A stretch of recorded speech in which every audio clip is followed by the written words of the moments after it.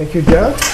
I'm Kevin McCaffrey. I'm 33 Autumn Lane here in Bristol, and I took over the interim budget committee leftover spot. Don left to go up, so I hope to continue that on to the next year. And I'm a retired fire chief from Londonderry. I've been in fire service for 47 years, and we took care of a $6 million budget, so I think I can do some of that budgeting expertise. And this is a plug tonight. Change your clock, so please change the batteries in your alarms. That would be greatly appreciated. Thank you. Dave? I'm Dave Carr. I live on West Shore Road. A native of Bristol, born on Green Street, except for college and the Army. I've spent all my career here in Bristol. Yep. Tom Keegan, I live on Roby Road, and been on the budget committee several years ago and served a couple of terms, and trying to do the same here. Thank you. Don Milbrand, I live on 22 Hemphill Road. The last 6 years I've served on the Bristol Select Board, and knowing how the executive branch now works, I would like to help out by being on the budget committee to represent the entire town and help the budget committee bring and present a proper budget for running the town. Sean Hughes, 70 Overlook Drive. My quick apology to the room. You will see me leave a little bit early. I do have a prior work commitment that was scheduled previous to this. I am running for a select board. I was appointed last spring. I would appreciate your support. Continue honest, open government for the town. I'm Paul Manganello, and I'm running for select board. I've been a member of the budget committee for the past 2 years and trying to effect some sort of change. The citizens voted last year for a change in the select board complexion, and I'm running on the change motion to change the status quo. Good afternoon. My name is Rick Alpers. I really appreciate seeing you all here today. Thanks for taking time out of your busy schedule. I live at 978 Hall Road. Some people consider it almost the moon at the top, and running to really a vested interest in making this a great community and moving it forward. That's really what it is today. It's about living in this great community, moving it forward, and doing what's best for the community as a whole. And I hope to have a chance to do that again, to keep pushing the town forward. You, Andy? Hi, my name is Andy O'Hara Jr. I live at 190 Lake Street, Bristol, New Hampshire. I've run a plumbing company here for the last 15 years, lived here for 38 years, and I'm hoping to change the direction of town with their spending. Most of my customers complain about the taxes here in town, and that's basically why I'm running. So hopefully I can help you guys. Thank you.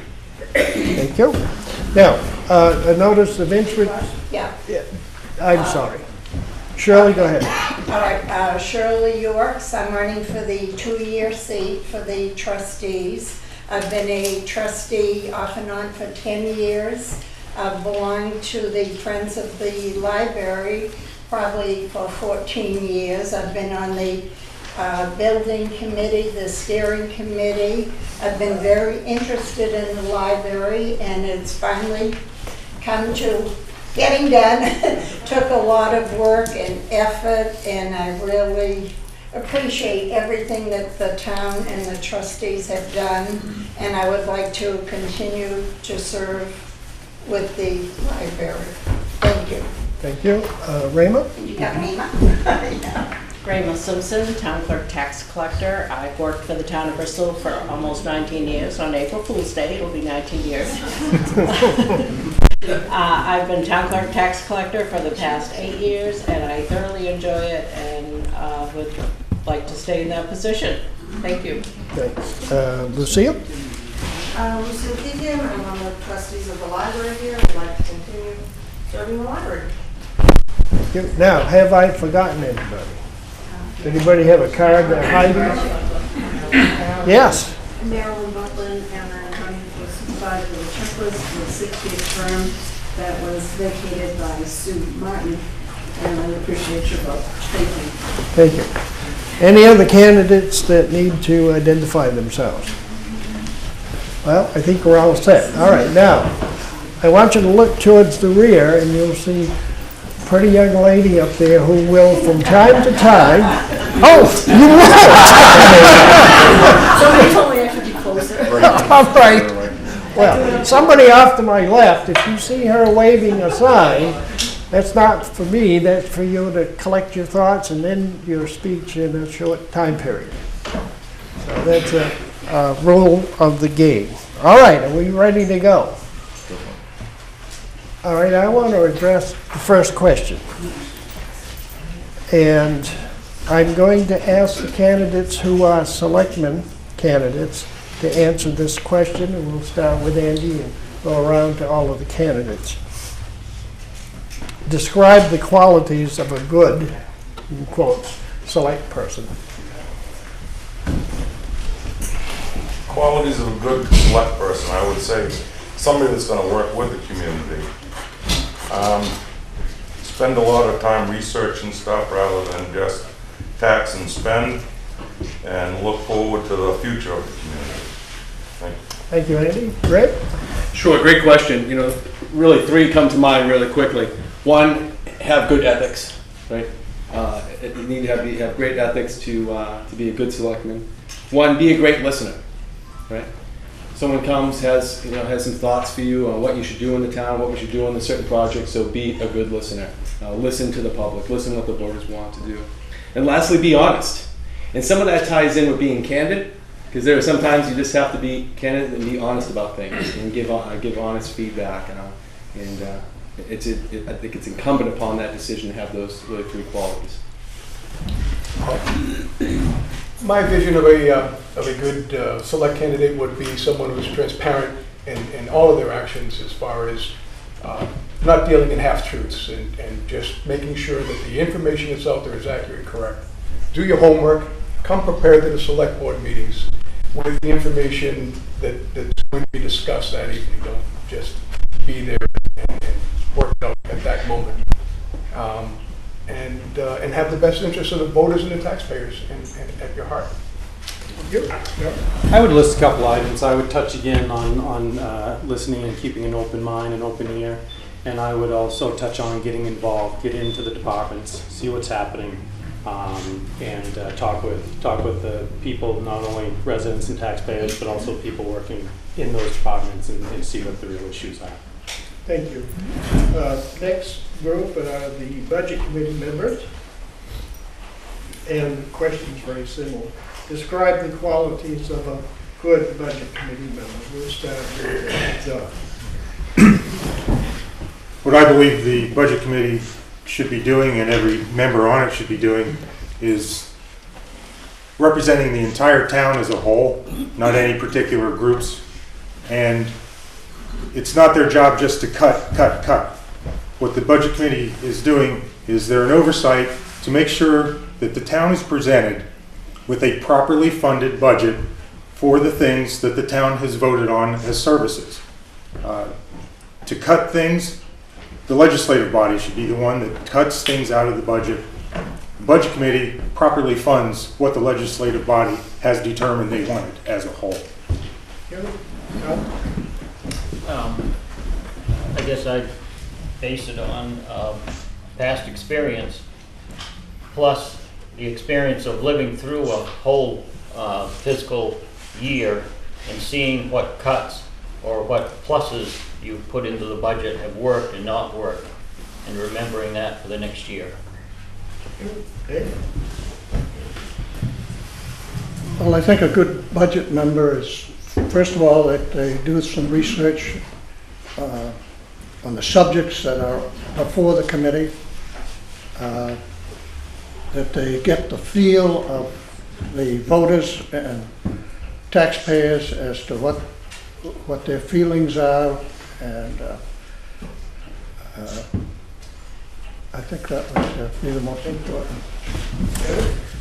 I think they pretty much said it all. You need to be open, you need to be honest, you need to be transparent about what you do as a member of the committee, and you need to have basically the skills to be able to present an overall budget to the town, and that's the job of the budget committee, not just to cut, not just to add, but to present that overall budget that the town operates on. It's the legislative body who has to vote on it at the end of it, good, bad, or indifferent.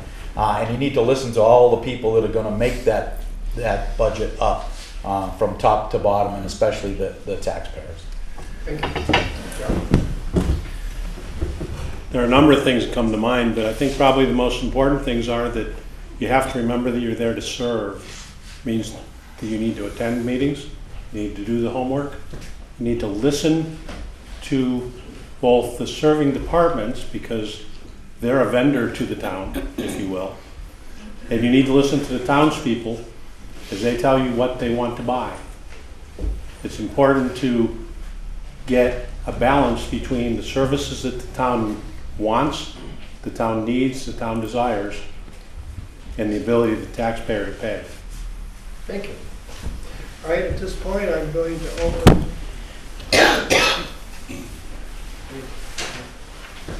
to questions from the audience. Please direct their questions through me. If I think they're not going in the way that you want to, I'll remind you to be quick, quiet, courteous, etc., etc. And you'll forgive all senior moments that happen as we are going through this. All right, are we ready? I'm looking for a question for any of the candidates here from the audience. Steve? Steve Avery, Baker Street. For the Budget Committee, do you feel that our employees are paid a fair wage today? Now, Steve, are you directing that to any specific one, or would you like the Budget Committee members. Okay, then I'll ask the Budget Committee members, each of them, to respond to that. John, you want to give it a shot? Pay is only one measure of what you do for your employees. When you talk about pay, you have to talk about pay, you have to talk about benefits, you have to talk about working conditions. All of those things are impacted by what the budgets are. And really, the people that are best able to tell you how an individual should be paid are the people they work for. Thank you. Kevin? I think on overall, most budget committees or things, they do a lot of research before they decide whether that's the actual fact or not, and they use comparison towns, they use comparable employee ratings. Exactly what he said, you need to know whether that's the pay and the benefits equal the job that they're doing. And I think that research gets done. It's just how it's done. We have a town administrator who puts a lot of those figures together. We have the selectmen who also put those figures together for us. And we also do our own research to get it there. And currently, right now, I'd say they're paid on the average about what other towns of similar size. And it's the configuration of the town that makes that that difference in how they get paid. I think they are adequately paid at the present time, and I think you have to consider not only just the pay itself, but also the benefits that go with the program. And I think the town does a good job for them. I don't believe that they are adequately paid, because I've seen these town employees work in the police and fire, and especially the highway department. They work long hours and do a good job, and if you've ever been with them to see how they interact with one department or another, it's worth a whole lot more money than what they're getting right now. Yeah. The theme that a lot of people seem to have is the overall compensation, which is correct, I believe. It's benefits as well as pay. Over the past few years, if you look back through the budget, along with the economy being bad, there were years that there was no increases to it. This year, there's been changes in their benefits package that they've been asked to give a little bit more, and the select board, I think, did a good job in bringing them more in line with other communities and with private industry, although it's hard to compare any of that. Every town is different, and government and private industry are different. I think they've taken a lot of cuts over the past years, and to keep good people, you have to keep adequate pay. I think we're close to that, but we do have to keep up with it. Thank you. Another question from the audience. Dan? And on Beacon Hill Road, my question is for you, Archie. Could you help us, some of us are what they call low information voters, could you let us know for the select board and the budget and the library how many openings there are? In other words, if there are 5 candidates, how many are we voting? I think I can do that. Running for selectmen, there are 1, 2, 3, 4, and we could vote for 2. And budget committee, there are 5 people running, and we vote for 4. And some of the other positions are uncontested. And matter of fact, Your library board? the library board, there's an open spot, and they have officially no one has signed up for it. But I do know that some people are running the write-in campaign. Okay, next question. Actually, Bill Cody, Bristol, obviously. This is for Don Milgram. Don, I heard your response to a thing about the select board sending budgets down to the budget committee. Were you indicating that they should just be rubber stamped? I know that's kind of a broad term to be using, that they shouldn't be, they should just be. No, absolutely. I think I used, maybe you missed it or maybe I didn't say, the budget committee is actually, the duty that I believe it is oversight, to actually take the numbers that are given down through the department heads, the town administrator and the budget given presented from the select board. They should look at that and make sure that it's correct. If they do their homework, they should question portions that are underfunded. They should question portions that are overfunded. It's by no means a rubber stamp. So if it was a rubber stamp, there'd be no need for it. Let's not answer. I'm sorry. Okay. But the short answer is it's an oversight function to make sure that a proper budget is presented, not just to take things carte blanche. Okay. You're going to get covered. That's all right. I'm trying to make it short. Thank you. 21. Another question from the audience. Yes, Mr. O'Hara. My question is, the town has year-round people, about 3,300. How much of that population are retired, fixed-income people? And how much of that population is the people that need help? They don't have any work. They haven't had any work for a while. They're going to community services for food and stuff.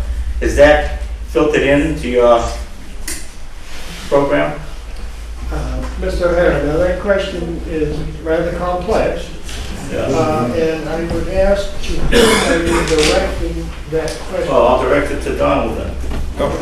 It doesn't have to be a specific person. You can direct it to the I'll direct it to, committee. he is Board of a Selectmen. selectman and he's going for the budget, so I'll direct it to him. All right, thank you. Okay. I don't know the specific numbers and statistics off the top of my head. I would have to research that. But of course, all taxpayers need to be represented, and to run the town as cheaply as possible to have the lowest taxes. That doesn't necessarily mean cut. That means to properly fund everything. Sometimes you can cut and end up spending more money somewhere else because of that cut.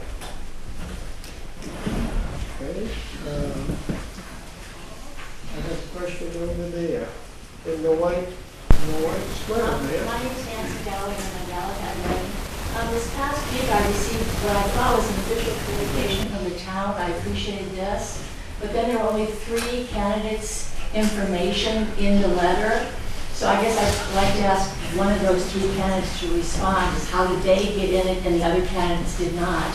Did they pay for that? I was just wondering.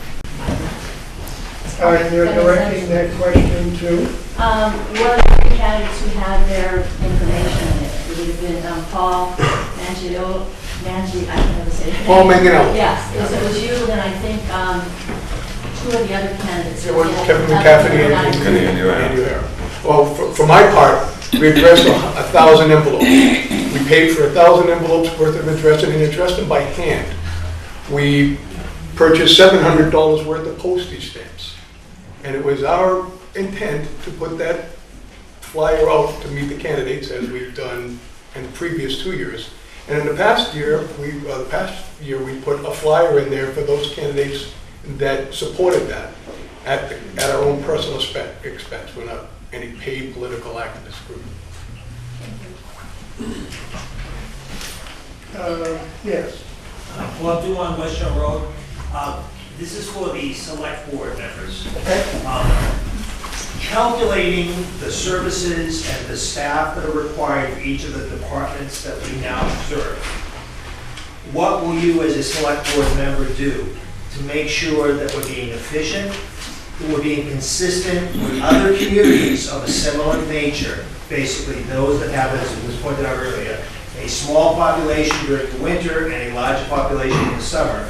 And then 3, being aware of both the taxes and the fiscal requirements to make sure the services are consistent.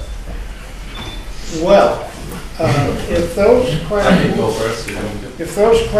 are to be answered, that will take a good part of the afternoon to do them all. But let's attempt anyway to see what we can do. And it's for the select board, and I'll start this way and ask select board candidates to address all or part of the questions we just heard. All right. In order to get a handle on it, you're going to have to work with the department heads. And the department heads, a lot of them, some of their spending's pretty good, from what I can see. Some of it is way inflated. So we've got to get, you won't be able to drop the taxes right away, but maybe we could level it off to an even playing field so people can afford to live here, and maybe work here once in a while too as well. So that's what I'm looking to help you out with. Thank you. Yeah. It's a great question, Mr. Dumont. I could stand here and talk about economic development until you blew in the face. I have a lot of ideas in that realm, but and one way to sort of control taxes, control spending, and keep the services we have at a reasonable cost is we need to begin as a community, start looking at regionalizing of services, sharing of services. Bristol has a lot of services to share. And it's not about just public safety or sharing highway or road graders, it's about group purchasing. It's about winter oil, it's about winter sand, it's about paving roads together. And those are the conversations that this board needs to start having with neighboring communities. If you want to keep your services where they are, which is great, we have great service, we have great employees. They give a good hard day's work every day. But how can we start to manage that cost at the taxpayer level? And start to talk to our neighbors and our communities around us. And we have this 3 or 4 right away that I think we can talk to and have an open and candid, frank conversation about what we can share in expenses. And I think at the end of the day, you'll start to save some dollars. Thank you. Well, I would support Rick in that regionalization process, and I would throw out the opportunity maybe to partner with New Hampton. Once again, I've looked at the town meeting book, and you'll notice that once again, the CIP and police chief are looking for new facilities. We have a brand new facility in New Hampton. It's all about jurisdiction, and maybe we need to work together with those other communities, as Rick has suggested, the way we can serve some of those services if we've outgrown our space. Okay, thank you. Sure. I keep going back to the idea that we're a community of 3,000 people. We may be a community of 3,000 people on a Tuesday in January. We're certainly not a community of 3,000 people today, and we certainly are not in the summer. We have a service population that's much higher than that.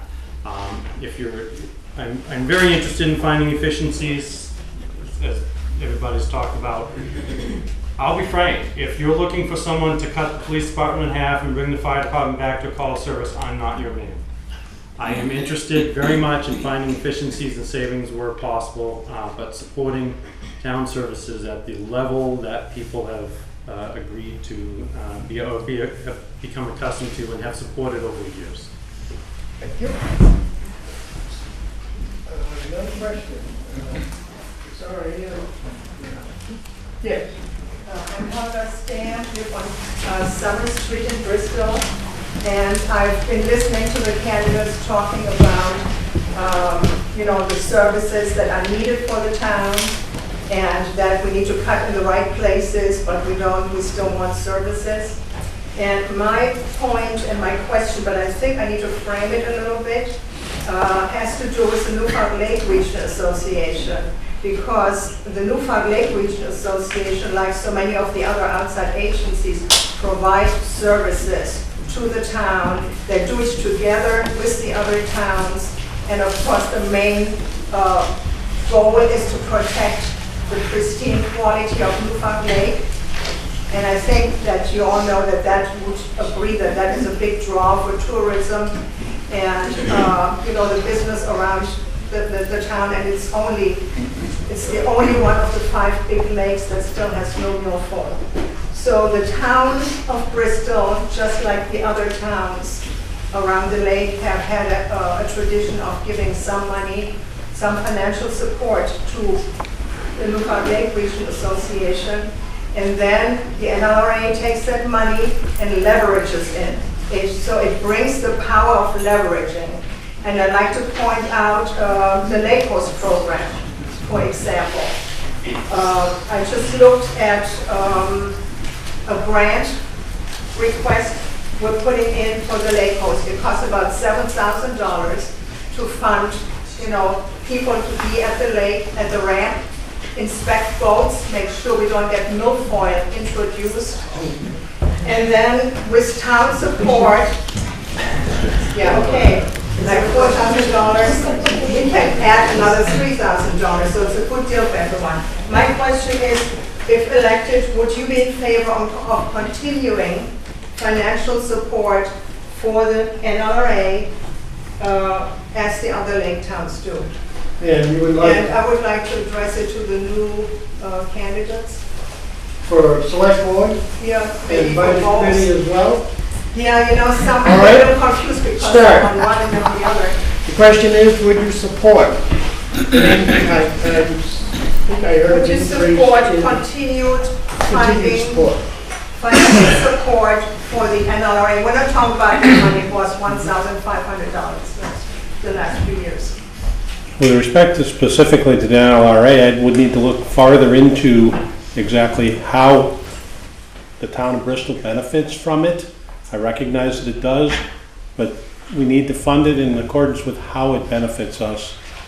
We also need to ask the NLRA to go to other towns that are around the lake because they benefit from it. There are many non-governmental organizations that Bristol has fully funded in the past that it needs to start sharing with the people in the surrounding districts that have advantages given to them because of it. It's a matter of balance rather than a matter of funding or not funding. Thank you. Absolutely, it's one of those nonprofits that truly benefit the community directly. And that's when we look at that at the Budget Committee, we prioritize those nonprofits that benefit most the community, and that's how we tend to look at them and spend the money or give them the money accordingly. The only thing I questioned is a lot of the nonprofits don't come in with a budget that we can look at that affects the whole thing, so we have no way of knowing exactly what they need. They always come with a specific figure, but never a budget of what like you were saying, the overall communities that belong to it and how it benefits that whole group to share. That would be easy to fix. It would be easy, yeah. Thank you, Dave. I would be in favor of the town contributing. This Newfound Lake is a real gem for Bristol, and an awful lot happens because of the lake being here. It isn't in the budget, as I understand, for this year, and I think it's an oversight on that it was not put in there. Thank you, Tom. I would support the Lake Association, and hopefully they can maybe bring it up at town meeting. My education and profession is mechanical engineer, so I look at things always as an optimization. It's just natural to me. And looking at the cost-benefit equation from it, I believe that we do get a benefit from that, but you really need to present and see and have the entire committee see that there is a benefit. Mrs. Stamp, as you know, I've been a little bit skeptical of spending taxpayer dollars on a third-party private organization in the past. My mind could be changed if I knew it was just for the Lake Coast program. And I think you have found pretty significant support in the community for that program. If I knew we could limit the funds to that, I guess I would begrudgingly come along. I would echo Sean's feelings as well, and Tom's, because I feel as a public representative that matter should come up in front of the voters at town meeting, because it did last year when we cut the number from 3,000 to 1,500, and that was my reason for pushing that, making a vote against the budget. That should come up at town meeting. Right? Great question, and the answer is yes. I think at the public hearing on the budget, we were in this room about a month ago. I stated that I thought it was short-sighted that those dollars were cut out of the budget. I think if we all went around this room here today, we all have a tie to that. And Dave said it well. That is a gem. We're here. Most of us are here because of that body of water. We have a tie to it. I know I am. And I wholeheartedly support that project. The last thing we need is milfoil, and $1,500 is the short money to help prevent something like that infiltrating our lake. So, yeah. Yes, I would support it 100%. Without the lake, this town would really be hurt. 50% of the tax money from this town comes from seasonal people that are on that lake that don't even have to get a boat.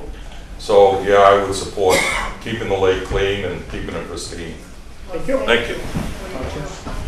Mr. Moderator, direct a question to you and to the audience, and I guess it can go to all the budget committee and select board members, because it stems from the past few weeks when I've heard all kinds of claims that there's been runaway spending, or there was even one comment that since 2004 our municipal budget has doubled.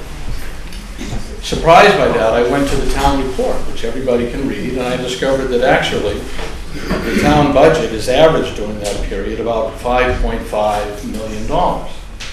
And since 2008, when it was right around that level, it's actually gone down every year, including last year. And I wonder, in a time where health insurance costs and fuel and just about anything you can imagine have gone up, how it was possible. It may just be me, but I look at that as a success story, and I ascribe it to the budget committee and the select board. They're the ones charged with doing it. So the question that I would have for you is your reaction to the numbers and what you would do to continue, again, what I consider to be a success story. All right, let's go around this way this time. All right, since 2008, my taxes haven't gone down at my place in Bristol.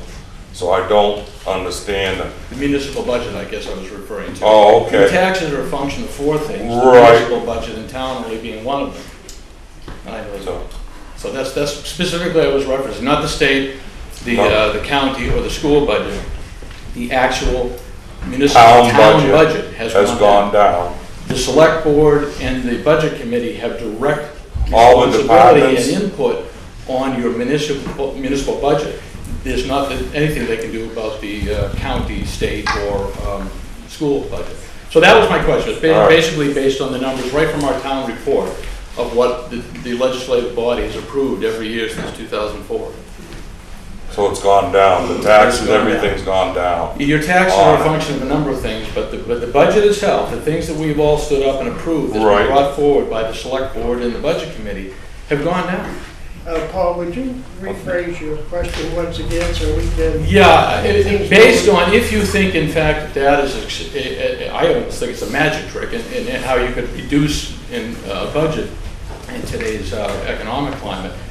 But if you consider that to be a success story, moving forward, how would you continue that kind of effort? How would you keep our budget at around $5.4 million year in, year out? People talk about level funding.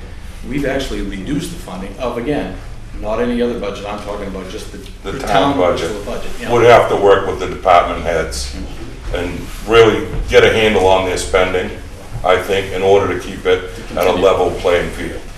Thanks. It really comes down to prioritizing and planning. You have to take a hard look at it. You know, I was on the board during those years from 07 to 10 when it was extremely hard to budget. We were in a deep recession. We lost our home values pretty quickly, which spiked the tax rate a little bit. And it really comes down to taking a holistic look at the budget. You can't pick on one department or another. You have to sort of get everybody in the room. And quite frankly, I agree with Paul that it was success that we were able to level and keep the budget steady during those what I call sort of the dark years. But you have to begin, you have to prioritize, and you have to plan. You just can't sort of point and cut. You have to figure out what's important the next year coming forward and make those decisions effectively. I think the magic act was the fact that in that time period of 2007 to current, we now have over $4 million worth of long-term debt. So we've done a lot. And we've accomplished quite a bit in the past administration. But we've moved the long-term debt from somewhere in the neighborhood of about $150,000 to $4 million.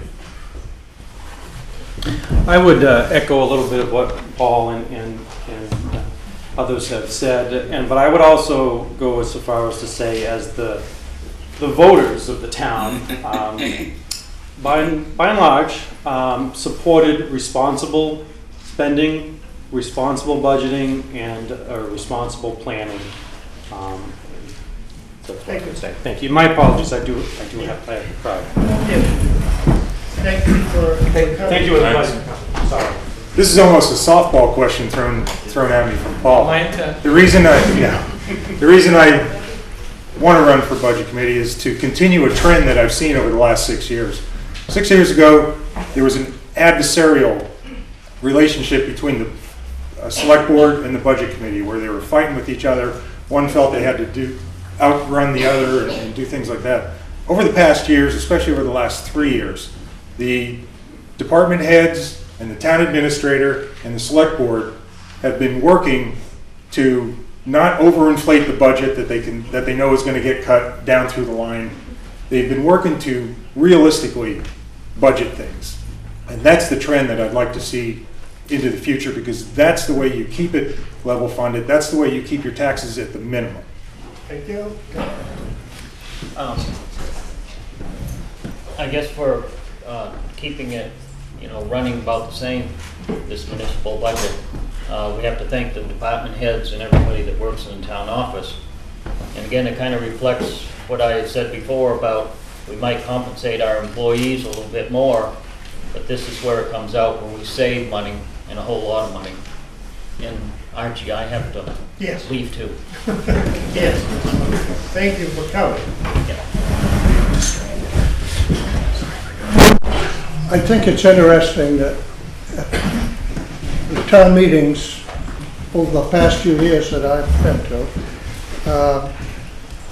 there's been very little change by the voters over the budget that's been presented to them. I think this has something to say about how the budget has been prepared.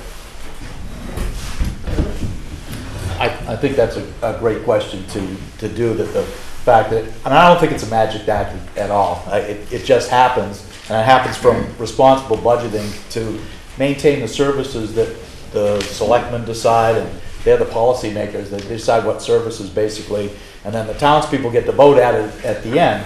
And our responsibility in the budget committee is just to make sure that the budget that we all prepare together is what is needed for the town. And that's basically, we have to look at a needs assessment of the town and say, okay, these are the things we need, these are the things that the voters or the taxpayers want, and come up with a responsible budget to be able to maintain that. And if we can continue to maintain that level, in fact, yes, your taxes may not go down, but the municipal side won't raise your taxes inordinately, just enough to pay for the services. Paul has correctly identified there are 4 elements in your tax bill. And if you go back and listen to budget committee meetings that have been broadcast over the last several years when I was involved, I've always said the town budget is not the big elephant in the room. But that said, recognize that the budget committee meets, I had to do a quick mental calculation, 16 to 18 times during the budget season. There are towns around us that meet once to do all of their budget consideration. I think that the budget committee in the past, and I think the budget committee going forward, needs to do the due diligence, to talk to the department heads, to talk to the people in town, to chase through what things we really need versus what we want, and it's not wrong to have wants, and what we desire, things that would be marvelous if we had all the money in the world. So needs, wants, and desires need to be looked at. The needs need to be met. The desires need to be considered, and the wants need to be considered. Thank you. Yes, ma'am. Aletha Lewis, Windridge. It's been a great meeting so far, but guess what? We have 3 retail stores in downtown Bristol that are open. The tin shop has been there since 1970s, thereabouts. And we have seen a lot of shops come and a lot of shops go. And in my 16 years, that's how it's always been. They move in, they move out. You can have front-end parking, you can have rear-end parking, or you can have sideway parking. But if we don't have business, nobody is going to be there. We were only open during the construction on weekends. We still did very well. We have a beautiful square. We need to get business back in town. I took the time to ride around Bristol, and we have 17 places of business vacant. There was an editorial just before the construction for people to get going and get downtown and get their place of business, because once this construction is over, there's going to be a big rush on it. Well, where are they? 5 businesses in the past year have come and gone. We got our flags, we got our handicap, and it's in front of my store, thank you. And now we need the business. So my question to the select board, what are you going to do to get business back in town?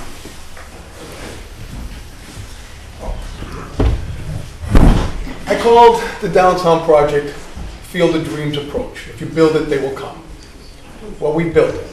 And now we need to capitalize on that building. I agree with you wholeheartedly that just a matter of cleaning up downtown and making that a more beautified place, which was taking down the Micah building and reconstructing the downtown area.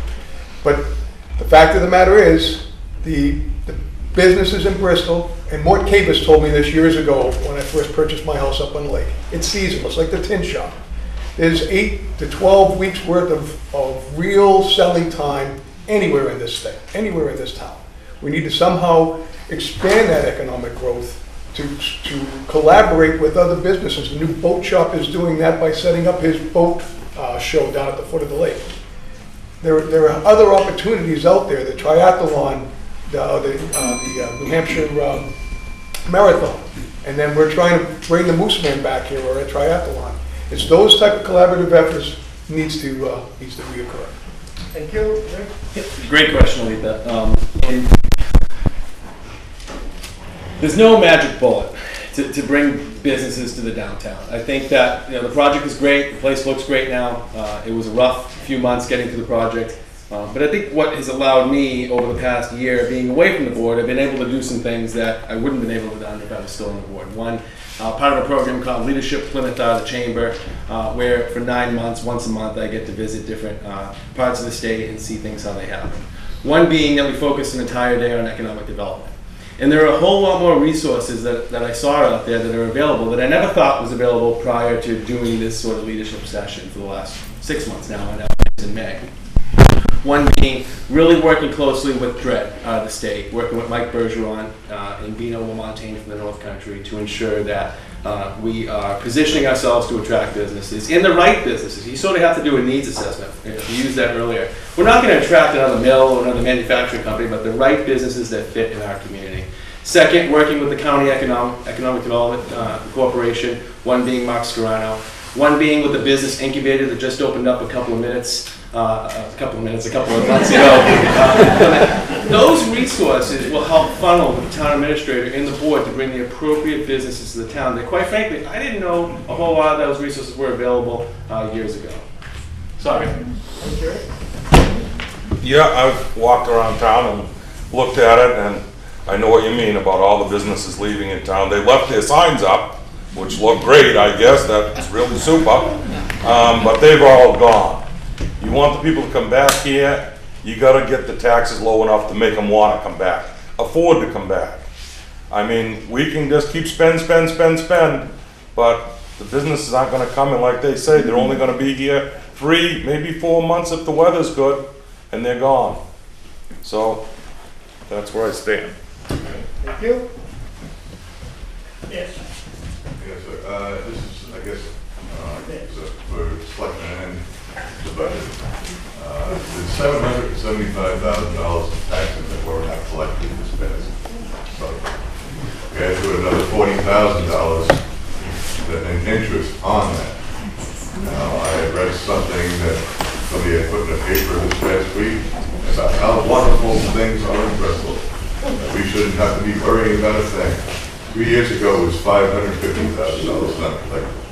The taxes are not being collected, and it's exaggerated. Right now, we're looking at almost over $600,000 more spending at our March meeting. We're looking for $1 million next year that won't be collected in taxes. I have 800 square feet, and I'm paying almost, it's getting close to $3,000. I am not using $3,000 worth of services. I come down the road in the middle of the night, and here's the cruisers on 104 and 3A. They're not patrolling. It's nice that we don't have to buy a new cruiser because we're not getting any mileage put on. Do both boards feel that we are definitely having an economic recovery and not collecting these taxes from people who can't pay them? Do you feel that this is a sign of a healthy economy? Eric, your question, please. That is the question. Well, do you feel that this is a sign of a healthy economy by not, by all these people who owe these taxes? Because our tax rate is so high. Okay. And that question is directed to? Anybody, all of them. Okay. Starting with here, John. Actually, I saw Raymond raise her hand back. First, I would like to say there is not $700,000 out in taxes. It's under $500,000 now. That's not what I was told at the select board meeting a couple weeks ago. Well, maybe they didn't have the Speaking to the figures tax that I had given them. You know, Getting close they to don't that. get the figures from me every single meeting, Eric, so it's under $500,000. Taxes come in. We're not going to have back and forth. Raymond has the floor, and let's hear what she has to say. Taxes come in on a daily basis. Taxes are paid differently by everyone. There are a lot of people out there that don't pay their taxes until they're going to go to deed. Why they do that, I don't know, because the interest is so much higher. But there are a lot that wait until that third year.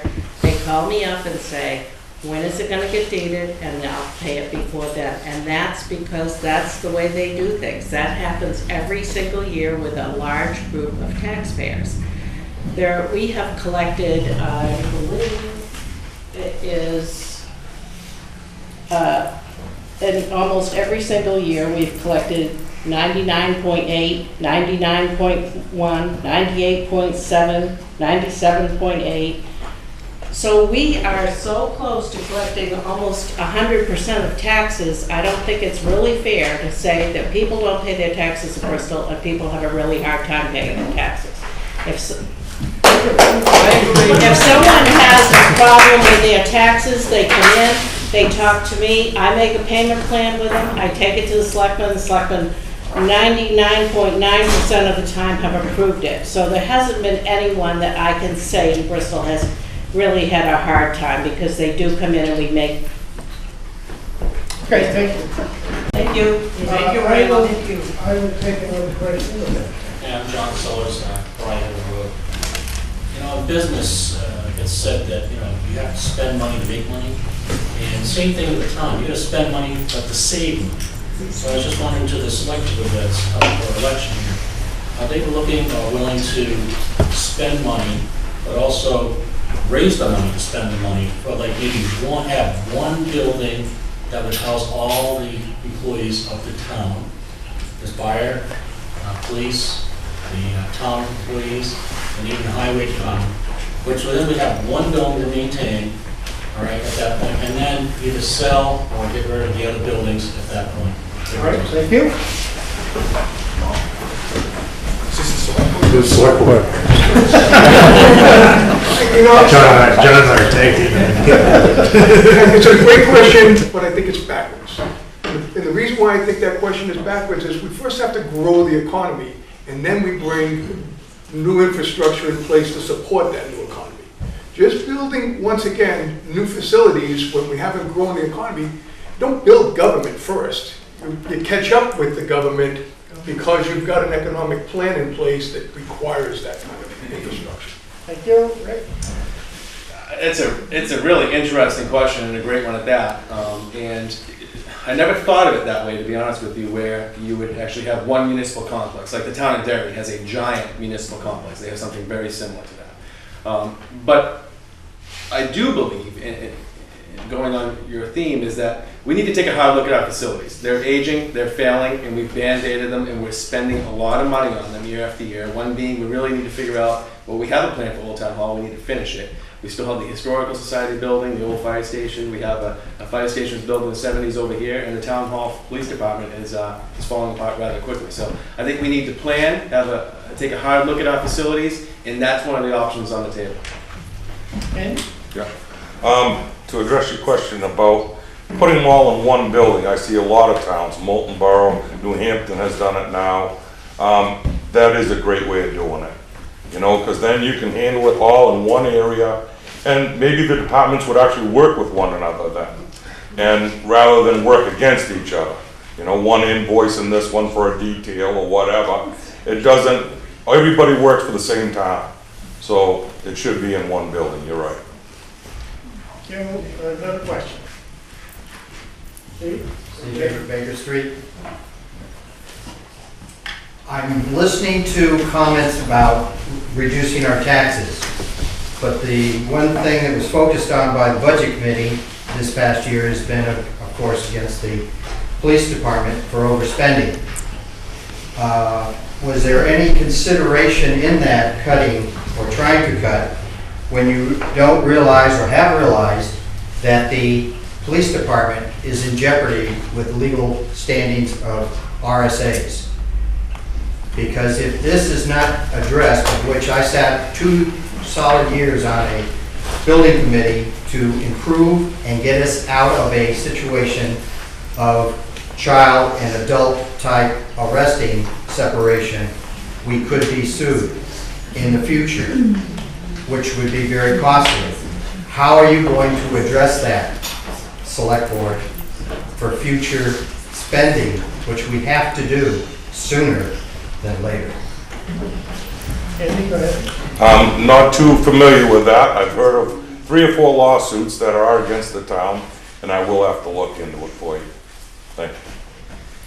Yeah, Steve, that came up a few years ago when we were doing the Old Town Hall project, when that bond was put out years ago. And quite frankly, nothing's changed. There's space issues there. The PD does have challenges when there's adult, juvenile site separation, have to be sight and sound separated. It's a real challenge there. Many times that the PD has to take over the selectmen's meeting room, the planning board room, and put a juvenile in there and then put the adult over here.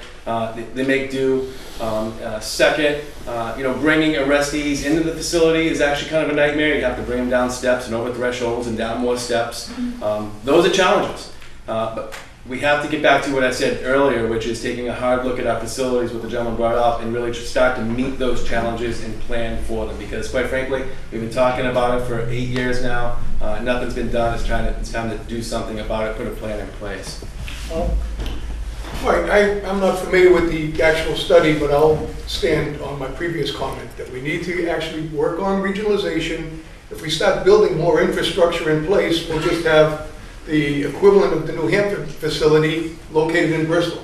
And I would just support going after regionalization efforts to mitigate that risk. Thank you. David? David Hill again, Pikes Point Road. We have a tanker pumper truck that's aging and subject to quite a few breakdowns, and it's reaching the end of its lifetime. Do you support the article this year to do a lease payment next year in 2015? And if not, when do you propose to replace that vehicle? To the select board. I supported the article for the fire truck capital reserve. I signed your petition for the other, for the case of discussion. The effort there was, the chief had commented when we visited with him this summer that we were working toward the capital reserve. This has been a change to now just take the debt from the ladder truck and roll it seamlessly into paying for the pumper. Because there'll be no pain. Well, there's still pain because something else will have to get pushed out. Because the $88,000 is no longer funded for the ladder truck, we're just going to roll it into the pumper. I'm looking for the capital reserve fund, start setting that up, and then move from there. And maybe with, looking at it and taking a deep breath with all the debt that we have. Maybe if we allow the truck to go a couple more years, then we have $200,000 into that fund possibly. But right now it's only a $25,000 fund, but the effort to roll it right into the seamless transition for the ladder truck is not, I'm not supporting. Was it due to be replaced in the CIP this year? Was that? I think the original plan was 2016 when we stopped making payments on the ladder truck. So that I think we currently make 80 some odd thousand, and the chief has estimated that the pumper truck will probably cost us 70. Sure. So it will affect some kind of a savings. But the problem is that it responded one time and it wouldn't pump, and then they tried to move it and it wouldn't move. So I think we're one step away from having something disastrous like a transmission or an engine blowing. And now we're in real deep water. Yeah, it's a vital piece of equipment on the fleet. One, it gets our water to the non-hydrant district. We need that piece of equipment to flow water. I would envision that if a risk assessment or a needs assessment was done and we're throwing good money into bad, then my guess is it's time to probably buy a new truck, and I would support it. I mean, year after year, over the years, we've bought pumps, we've bought radiators. That truck has been broken down more times over the last 7 to 8 years than it's sometimes actually in service. And I've seen those bills come across. We put a lot of money into that. At some point, you got to cut your losses. Where you say, we put a lot of money into this piece, but if we're going to end up putting more, and when it's probably cheaper to lease it and just pay it for over 8 or 9 years and be done with it. Thank you, Ray. Yep. I probably would be in support of replacing the truck if it is actually going, because some friends of mine, their place burned New Year's Day and the trucks didn't work. So all that everybody could do was stand there and watch the place burn. It's not very good. Yes, if the truck is gone, then we should replace it. Do we do it this year? Is it absolutely necessary? I would probably have to look into that. All right? Thank you. All right, we are at 20 minutes after 1. We have had an hour and